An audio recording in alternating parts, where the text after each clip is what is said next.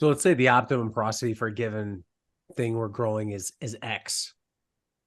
Is it more important about getting to X versus versus the makeup of materials that make X happen? So let's Mm. say you could just get X porosity using peat. Is that going to perform the same as if you mixed in perlite, vermiculite, peat, and compost and you were still at X? That's a really good question as well. Part of this comes down to if we're thinking about pore space and we want to hold water, we want to hold oxygen, we want root growth.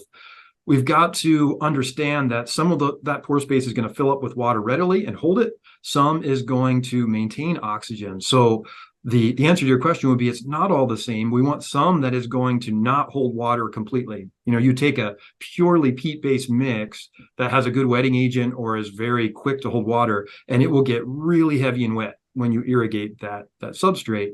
You add in a little bit of perlite where it doesn't tend to hold on to water excessively. You're still going to have airspace oxygen for respiration after irrigation.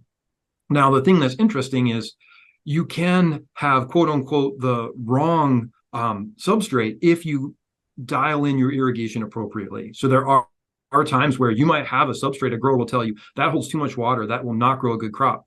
If you know what you're doing when you irrigate, you can probably work with it. You can make it work, but it might be very dangerous if you're exposed to rain or you can't control the amount of water carefully.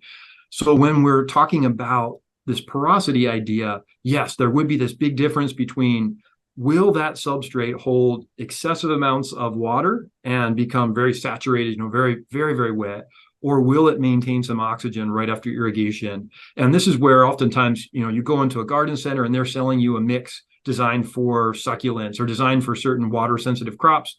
It's going to have a lot of that porosity that's not going to hold excessive water. Whereas you take others, they're going to soak up water like a sponge and be incredibly heavy after irrigation.